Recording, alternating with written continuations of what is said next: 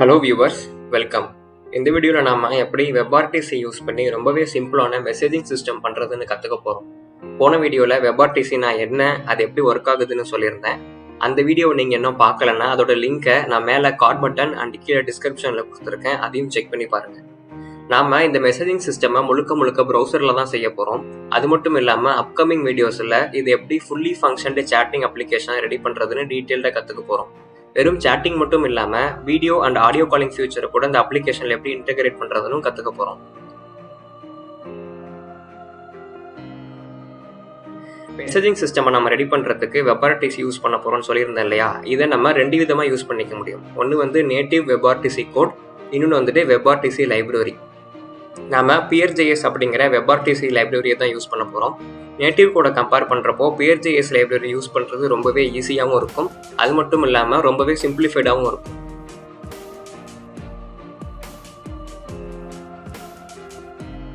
இந்த chat application full and full web பேஸ்டாக தான் இருக்க போகுது. ஸோ உங்களுக்கு பேசிக் வெப் டெவலப்மெண்ட் கான்செப்ட் தெரிஞ்சாலே போதும்.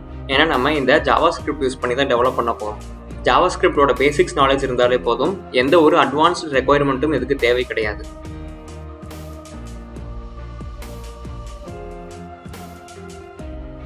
நான் இங்கே குக்கீஸ் லேப்னு ஒரு ஃபோல்டர் கிரியேட் பண்ணியிருக்கேன். லெஃப்ட் சைடில் VS கோட் எடிட்டர் வச்சுருக்கேன் அண்ட் ரைட் சைடில் ப்ரௌசர் வச்சுருக்கேன். நான் கோட் எழுதி சேவ் பண்ண ரைட் சைடில் ப்ரௌசரில் வியூ பண்ணிக்கலாம். நான் இப்போது index file and JavaScript file create பண்ணியிருக்கேன்.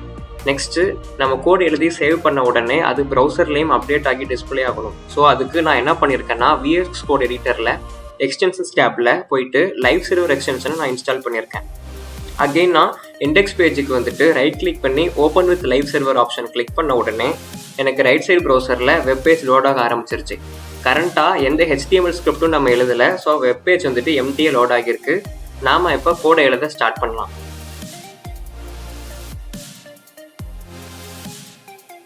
நான் ஷார்ட்கட் யூஸ் பண்ணி HTML ஸ்னிப்பட்டை இம்போர்ட் பண்ணிவிட்டு வெப் பேஜோட டைட்டிலை சேஞ்ச் பண்ண உடனே ப்ரௌசர் டேப்லேயும் டைட்டில் அப்டேட் ஆகுது. ஸோ சர்வர் கரெக்டாக ஒர்க் ஆகுது. நம்ம ஃபர்தராக கண்டினியூ பண்ணலாம்.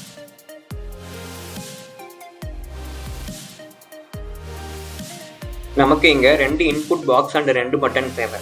ஒன்று பேர் ஐடியை என்ட்ரு பண்ணி கனெக்ட் பண்ணுறதுக்கு, இன்னொன்று மெசேஜை டைப் பண்ணி சென்ட் பண்ணுறதுக்கு.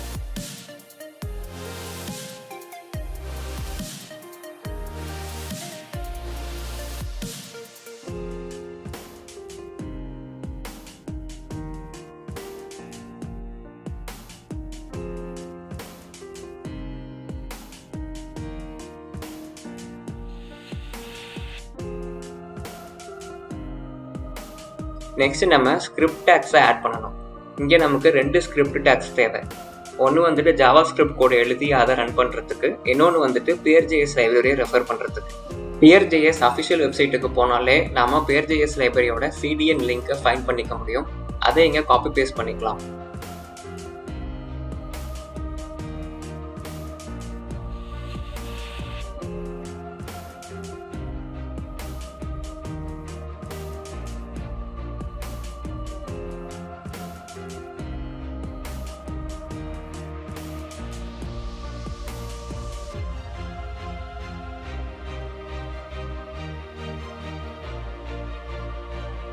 ஒன்ஸ் ஸ்கிரிப்ட் டேக்கை ஆட் பண்ண அப்புறம் வெப் பேஜில் ரைட் கிளிக் பண்ணி இன்ஸ்பெக்ட் மோட்டில் ஏதாவது எரர் இருக்கான்னு செக் பண்ணிக்கலாம்.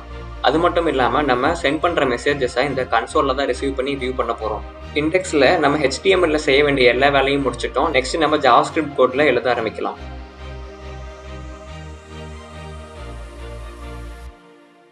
நான் சைட் பை சைட் PeerJS டாக்குமெண்ட்லேருந்து கோடை காப்பி பேஸ்ட் பண்ண போகிறேன். நீங்களும் இதை ஃபாலோ பண்ணலாம்.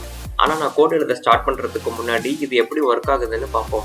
பொதுவாக PeerJS அண்ட் WebRTCயை பொறுத்த வரைக்கும் நம்ம நார்மலாக ஒருத்தருக்கு எப்படி மொபைலில் கால் பண்ணி பேசுவோமோ அதே மாதிரி கான்செப்டில் தான் இதுவும் ஒர்க் ஆகும். இந்த கான்செப்ட் எப்படி இங்கே அப்ளை ஆகுதுன்னு இப்போ பார்க்கலாம். போன வீடியோவில் நாம் WebRTC பற்றி பார்க்கும்போது 2 யூசருக்கு இடையில் கனெக்ஷனை எஸ்டாப்ளிஷ் பண்ணுறதுக்கு சிக்னலிங் சர்வர் ஹெல்ப் நமக்கு தேவைன்னு பார்த்தோம். இப்போ நாம் செய்கிற இந்த மெசேஜிங் சிஸ்டமில் மேனுவலாக அந்த கனெக்ஷனை எஸ்டாப்ளிஷ் பண்ண போகிறோம். இன்னும் தெளிவாக சொல்ல போனால் ஆஃபர் அண்ட் ஆன்சராக மேனுவலாக தான் 2 பேருக்கு இடையில நம்ம எக்ஸ்சேஞ்ச் பண்ண போகிறோம். இதுக்காக எந்த ஒரு சிக்னலிங் சர்வரையுமே நம்ம இங்கே யூஸ் பண்ண போகிறது கிடையாது.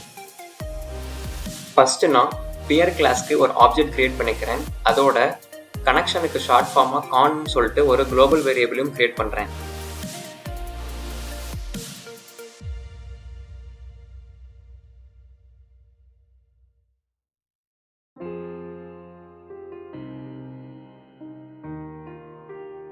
நெக்ஸ்ட் லைனில் நான் இந்த கோடை காப்பி பேஸ்ட் பண்ணி அப்டேட் பண்ண உடனே நமக்கு ப்ரௌசரில் யூனிக்காக ஐடி கிடைக்குது. இது எப்படி கிடைக்குதுன்னா, ஒன்ஸ் இந்த பியரோட கனெக்ஷன் ஓப்பன் ஆன உடனே PeerJS சர்வர் ஆட்டோமேட்டிக்காக நமக்கு இந்த ஐடியை ஜென்ரேட் பண்ணி தருது. இன்னும் தெளிவாக சொல்லணும்னா, PeerJS சர்வர் தான் பேக்எண்டில் ஸ்டன் சர்வருக்கு ரெக்வஸ்ட்டை சென்ட் பண்ணி நமக்கு ஆஃபரை ஜென்ரேட் பண்ணி சிம்பிளிஃபைடாக ஒரு யூனிக் ஐடியா நமக்கு தருது. இந்த ஐடியை நம்ம இந்த பியரோட ஃபோன் நம்பர் மாதிரி கூட அசியூம் பண்ணிக்கலாம்.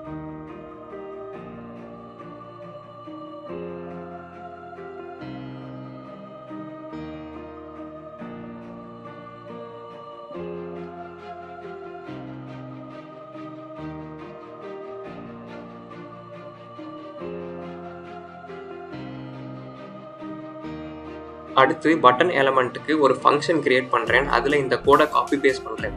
இது என்ன பண்ணோம்னா, நம்ம எந்த பியர் கூட கனெக்ட் பண்ணோமோ அதோட பியர் ஐடியை இங்கே பியர் கிளாஸ்க்குள்ளே இருக்க கனெக்ட் ஃபங்க்ஷனில் பாஸ் பண்ணோம். இந்த ஃபங்க்ஷன் ஆட்டோமேட்டிக்காக PeerJS சர்வர் ஹெல்ப்போட நமக்கு கனெக்ஷனை ஏற்படுத்தி கொடுக்கும்.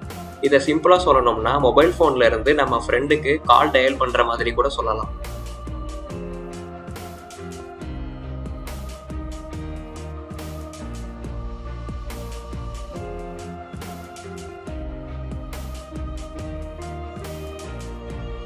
இப்போ நம்ம ஃப்ரெண்டுக்கு டயல் பண்ணியாச்சு. நெக்ஸ்ட்டு இந்த கனெக்ஷனை ரிசீவ் பண்ணி வர மெசேஜை நம்ம ஃப்ரெண்டு ரீட் பண்ணணும்ல, அதுக்கு தான் இந்த பியர் கனெக்ஷன் ஃபங்க்ஷன்.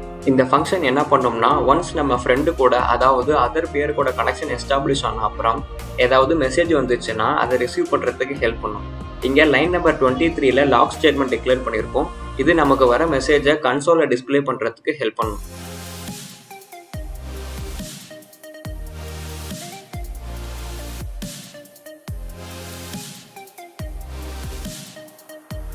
ஃபைனலாக நம்ம மெசேஜ் பாக்ஸில் இருக்க மெசேஜை டைப் பண்ணி சென்ட் பண்ணுறதுக்கான ஃபங்க்ஷனை டிக்ளேர் பண்ணோம்.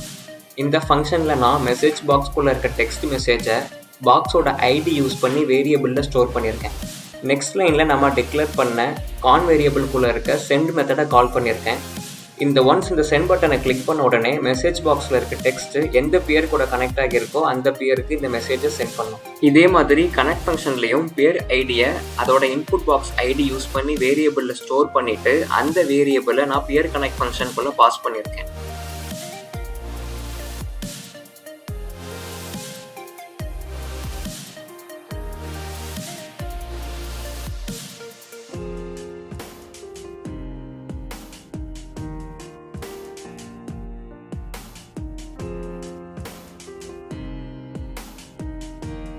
இப்போ நம்ம கோடோட ஃபைனல் எக்ஸிக்யூஷன் எப்படி இருக்கும்னு இப்போ பார்க்கலாம். இப்போ நான் ப்ரௌசரில் மெசேஜிங் சிஸ்டம் டேபை டூப்ளிகேட் பண்ணி லெஃப்ட் சைடுக்கு மூவ் பண்ணியிருக்கேன். லெஃப்ட் சைடில் இருக்கிற டேபை பியர் ஏனும் ரைட் சைடில் இருக்கிற டேபை பியர் பினும் கன்சிடர் பண்ணிக்குவோம். இப்போ இது ரெண்டும் டிஃப்ரெண்ட் பியர்ஸ். ஸோ நம்ம பியர் ஐடி ரெண்டையுமே எக்ஸ்சேஞ்ச் பண்ணி மேனுவலாக தான் கனெக்ஷனை ஏற்படுத்த போகிறோம். பியர் ஏவோட ஐடியை எடுத்துகிட்டு போயிட்டு பியர் பியில் பேஸ்ட் பண்ணி கனெக்ட் பட்டனை கிளிக் பண்ணுறேன். கனெக்ட் பட்டனை கிளிக் பண்ண உடனே PeerJSோட கனெக்ஷன் ஃபங்க்ஷன் கால் ஆகி பியர் ஏக்கு ஹைன்னு மெசேஜ் சென்ட் ஆயிருக்கு. ஸோ பியர் ஏ பியர் பி கூட கனெக்ட் ஆகிடுச்சு. நெக்ஸ்ட் இதே மாதிரி பியர் பியோட ஐடியை எடுத்துகிட்டு போயிட்டு பியர் ஏல பேஸ்ட் பண்ணி கனெக்ட் பட்டனை கிளிக் பண்ணுறேன். இப்போது பியர் பி பியர் ஏ கூட கனெக்ட் ஆகிட்டு ஹைன்னு மெசேஜ் சென்ட் பண்ணியிருக்கு. இதை வச்சு கன்ஃபார்ம் பண்ணிக்கலாம் கனெக்ஷன் எஸ்டாப்ளிஷ் ஆகிடுச்சு. இப்போ நான் மெசேஜ் பாக்ஸில் எந்த மெசேஜை டைப் பண்ணி சென்ட் பட்டனை கிளிக் பண்ணாலும் ரெண்டு பியருக்கு இடையில மெசேஜ் சென்ட் ஆகி ரிசீவ் ஆகும்.